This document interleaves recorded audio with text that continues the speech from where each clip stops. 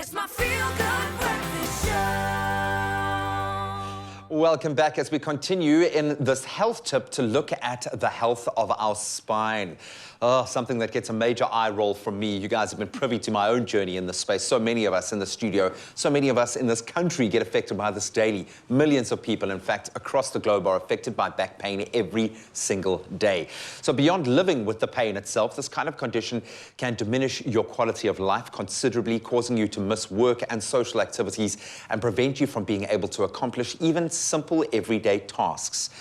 Even as I say that, I want to throw up in my mouth a little bit because it is so true. It affects you so much. And this morning, thankfully, we are joined by chiropractor Dr. Claire Lodge as we touch on spinal health, as well as more serious spinal injuries a little bit later. But right now, Doc, we're going to talk about spinal health. I can joke about this now because with this amazing studio family of mine, we've all been through it. In one way or another, I didn't realize how many people are affected by back pain. Definitely. It's like the modern human condition. So let's start with the anatomy itself, and I see you brought a little friend with you. Yes. Have you named your spine? It is called Fred. Hello, Fred. Welcome to the Green Couch, my friend. Great to have you here. What areas of the spine are most susceptible to injury? I know it's a sliding scale, but where do we find the hotspots are really generally? I mean, with regards to that sliding scale, you know, the weight variability from the top to the bottom, understandably, the bottom has so much more pressure and strain. So that is something that is taken into consideration when you think about the structures that can get injured along the spine. Exactly. So if you, going back to anatomy, thinking about, you know, you've got your neck over here, which is your cervical spine, you've got your thoracic spine going through here, then you've got your lumbar spine, and like I said, that's got the most pressure going through it. When it comes to structures that can get injured, there's many bits and bobs that can... It's nuanced. Exactly. Yeah. So, I mean, looking at the back here, you can see how complicated things are. So you've got all your bony elements, which you can obviously fracture. You've got all of these joints in here, all along the spine, that can get injured. They've got ligaments that can get strained, or sprained, rather. You've got all the muscles that are attaching, which you can't see on this. And it is you know, and such that a can lattice just of exactly. connectors, You know, yeah. and you've got all of the nerves that can also get injured. And then, for example, up here at the top, you've got your blood vessels going through certain elements of your spine. So, I mean, the body's just insane about structures. I mean, so many of the body's functions, physical functions, come together in the spine. And I think so the big learning curve for me is like spine informs muscle and tissue informs spine. And it's like two-way dynamic that you often don't really think about. But one thing I am hyper aware of, there are ways that you can prevent injuries. What are some of the reasons why we get injuries in the spine? Why can't it do the job sometimes? So, I mean, sometimes one of the first things that we generally think about is posture. Yeah. You know. I do try. You know, and it's definitely, it plays a role, but it's maybe not always the biggest contributing factor. So bigger contributing factors is how we move our bodies. You know, so do we exercise? Do we not? When we do work, are we picking up heavy objects? That sort of thing, and how you are picking those heavy objects. So being conscious about how you move your body is very important, because as you've learned probably through rehab and injuries and things like that. Exactly. And you're constantly fighting it. I honestly, I can relate to anyone who has gone through this journey. I used to laugh at sportsmen taking a year off to recover from a serious injury. 2 years down the line, I'm still trying to figure out what to do about my back. It really is crazy. So that being said, I'm sure you've got a vast experience in helping people in this space, and I'm sure it must be quite intuitive. But what can we do to strengthen our backs and look after ourselves? What should we have like a 5-step thing in our mind when we get up or sit down, when we walk? How do you approach your own kind of spinal health? I mean, I can sympathize with you because last year I went through a spat of lower back pain, and it really is, like you said, debilitating. I was grumpy, couldn't, you can't even think, you can't focus. I'm sorry if I'm grumpy, everyone, okay, we know. So you know, how do you then proactively look after the health of your spine? So going back to keeping the body moving, my philosophy is movement is medicine. So when you are exercising, you've got to listen to your body about rest. You've got to know when to do active rest versus just absolutely nothing. Chill. Yeah. You know, balancing that mobility, strengthen. stretching it out, making sure that you're warming up when you are exercising. Those are very important things. And any person with a back injury right now is trying to remember the last time they warmed up their back before they did something physical. But there are, to get, not to be too negative, there is light at the end of the tunnel, and many people within my little community in this back pain world have recovered fully. You've just got to look after yourself. Read and listen to your own body. The doc ain't going nowhere. We're going to continue to talk about spinal injuries and get to the more extreme end of that scale in just a moment. It's my feel-good breakfast show. Welcome back as we continue our health chat this morning with a special focus on the spinal cord. And it is, as you understand it, designed to relay messages between the brain and the rest of the body. It plays such a vital role. A spinal cord injury may then result in loss of some essential functions if nerves can't connect. And this morning we are joined by chiropractor Dr. Claire Lodge as we learn more about spinal injuries. We've spoken about back pain, which I'm now convinced is the new human condition. Call it the sedentary lifestyle, whatever you want. But unfortunately, there are people grappling with far greater injuries on the higher end of that spectrum. And this is where obviously the work becomes really interesting for you, I would imagine, as well. Let's talk about some of the more common spinal injuries that are affecting people. Talk me through that kind of scale of severity, if you will. So when it comes to spinal injuries, it definitely depends on the structures that we were talking about earlier. At what level or what kind of structure is damaged. So on a more minor scale, you can get a severe muscle strain. You can get a disc injury, which is sort of going down that scale. And as the disc injuries, and by a disc injury, what I mean is you've got a herniation or a bulge that is pushing on the nerve or going into the canal at the back, and it's pushing on the spinal cord. And that is one of those feelings that you get with the sensations going down the legs or the arms. Yeah, down your sciatic nerve. We call it radicular symptoms. Then, on a more severe scale, you get a spinal cord injury. And that is something that is completely different. It's on a different scale. So how does that differ? What is going on within the body when the spinal cord itself is damaged? What knock-on effect takes place? So a spinal cord injury is when there's damage to the actual spinal cord or the nerves that come out of the spine. So the spinal cord ends at about this level over here, which is L1, L2. And it essentially then becomes something that we call the chordae equina, which is sort of like a horsetail. So you've got all of these nerves that just come down through the spinal canal and exit at their levels that is necessary.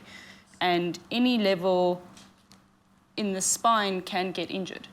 So the higher the injury, the more severe the possible fallout is. Okay. Because imagine if your spinal cord gets severed over here. Oh, the knock-on effect then. You're definitely not going to be able to move your legs. Sure. You might have some loss in function in your arms. It all depends. Every single So level forget about has a the specific network of function. nerves that come out at each level. Definitely. Wow.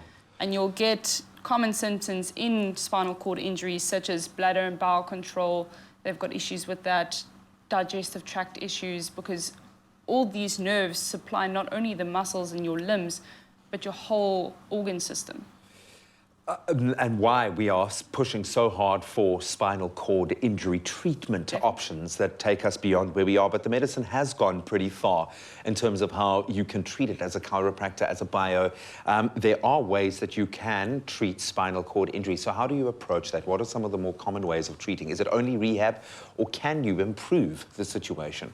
So, I mean, there's definitely a lot of research that is being done in the field. Which is really great because we are now edging on that process of starting to heal old spinal injuries, which I think is actually quite spectacular. But going back to just how spinal cord injuries are managed, it is definitely a multidisciplinary approach. So it depends on the type of injury, once again.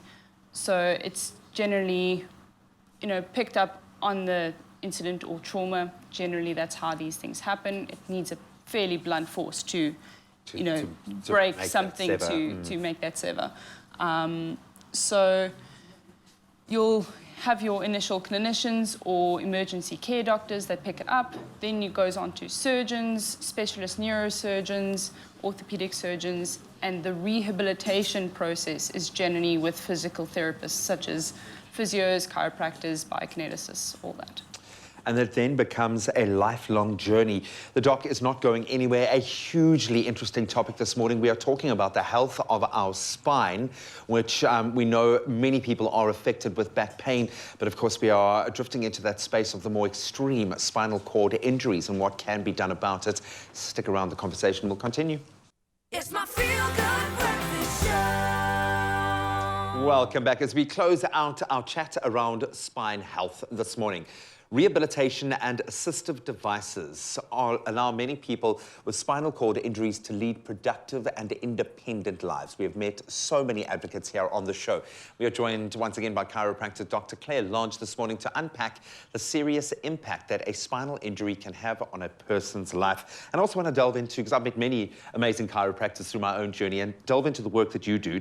But I suppose the one most important question that everyone in the space is asking, is there a cure or is there improvement? Can a person recover to some extent from a spinal cord injury? Now that you've explained that it's not just as simple as the spinal cord severing and it's one way or the other, but that there is a lattice of nerves, that it depends where that injury is occurring on the spinal cord, can a person improve their situation through rehab, through the work that you guys do? I think that the process of rehabilitation is very important with regards to these injuries.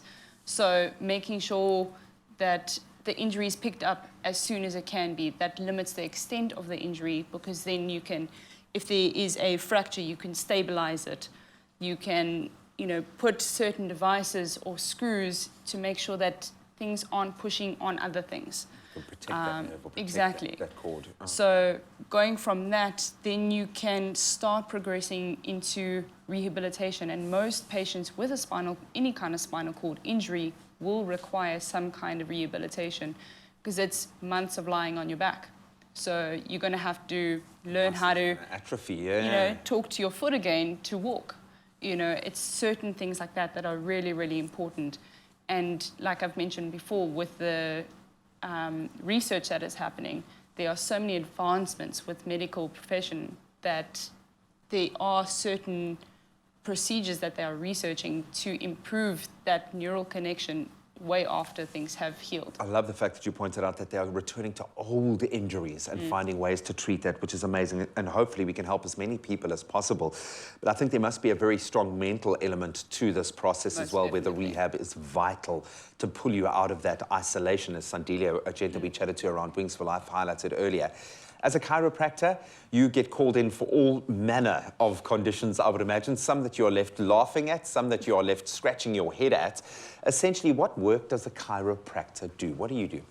So a chiropractor mainly deals with musculoskeletal issues. So you coming in with any kind of lower back pain, and I sort of take down the notes that your body is telling me to see where that injury is coming from, where the pain is coming from.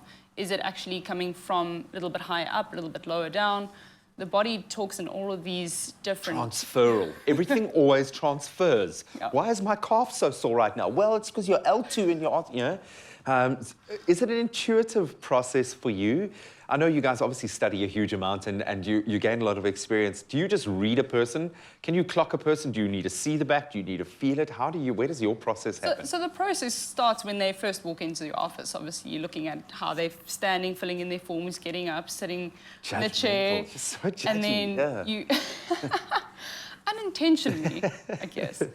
But it gives us an image of the process that your body has been through, talking through the medical history, all that sort of stuff gives us an idea of what your body has been through and where it is now and how can we help it going forward. Let's wrap this up maybe with empathizing with those that are going through the more extreme side of what we've spoken about. How can, in your experience in this space, I know you can't speak from direct experience, but how does a spinal cord injury affect a person's life? Just to let people kind of grasp what's actually going on here. I think there's a definite emotional, mental, and social component that people often don't think about. It's a major adjustment in your life, regardless of the extent of your injury. You've got to go through this healing process where you're in hospital, and now considering COVID, people haven't been able to visit you. And it's just this huge adjustment, and you're trying to make your life as functional as you can make it. And I think people don't often realize the change that has to happen for you to accept what has gone on.